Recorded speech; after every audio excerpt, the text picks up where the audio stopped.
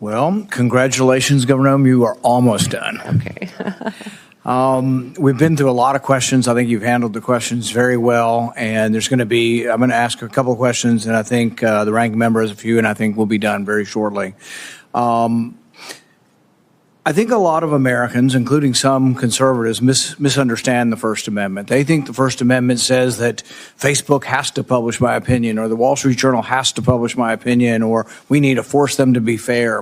That's not what the First Amendment's about at all. The First Amendment really doesn't apply to telling private companies what we can or cannot say. YouTube censored me, and I despise their policy. They actually took down speeches I made on the floor.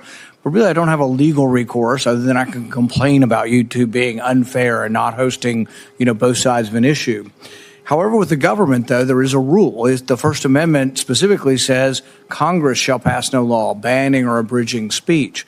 And this is what really got us worried about, what not only the FBI was doing, but the Department of Homeland Security, actually meeting with these companies on a weekly basis. And imagine the chilling effect of this. Imagine that there are cameras here, that they're going to end their filming of this interview and then decide, well, what she said or what he said really was misinformation and we should edit that out. Can you imagine? It's just hard for me to imagine that the media has not, which once defended the First Amendment, hasn't been in more of an uproar over the government meeting with the media to decide things. Some of this we didn't know, and then Elon Musk bought Twitter. People asked him, they said, well, you paid $44 billion for Twitter. Isn't that too much? And he said, I paid $44 billion to defend free speech. And it's been an amazing service, not only to open up the forum to more viewpoints, but to point out what the government was doing. In this last week, we heard from Mark Zuckerberg, who said that the pushiness, the coerciveness of government meeting with them was unprecedented, and that they pushed back. But he also said worse than them just sort of telling him he should restrict speech, they also threatened him.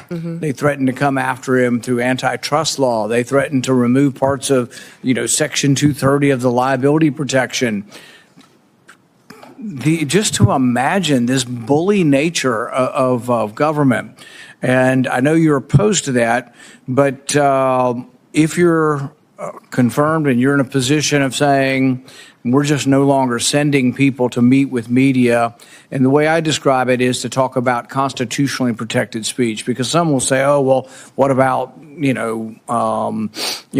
pornography, or what about child trafficking? Those are illegal. Those are not constitutionally protected speech. You have every ability to meet with that. But for constitutionally protected speech, will you tell us in America that you will no longer be sending government agents to meet with the media? Yes, Senator, I'll work with you to ensure that civil rights and liberties are protected and that we are not in the misinformation and disinformation space like the current DHS is.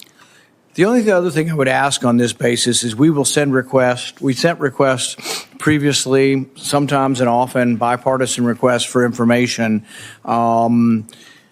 The Twitter files, Michael Schellenberger, Matt Taibbi, Barry Weiss did a great job of showing what was happening in Twitter and how they were cooperating with government.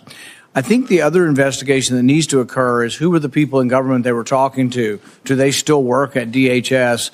And can we make sure that they're not in a position of authority?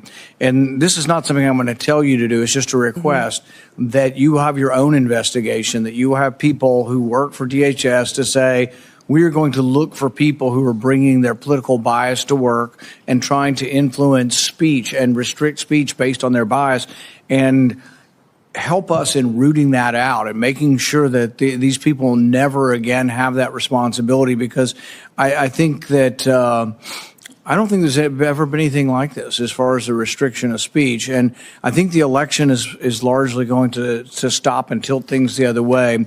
But will you help us by looking internally for those who are trying to restrict speech? Senator, I look forward to working with you on that mission. Okay. I don't have any other questions now, but I think Senator Peters and Senator Blumenthal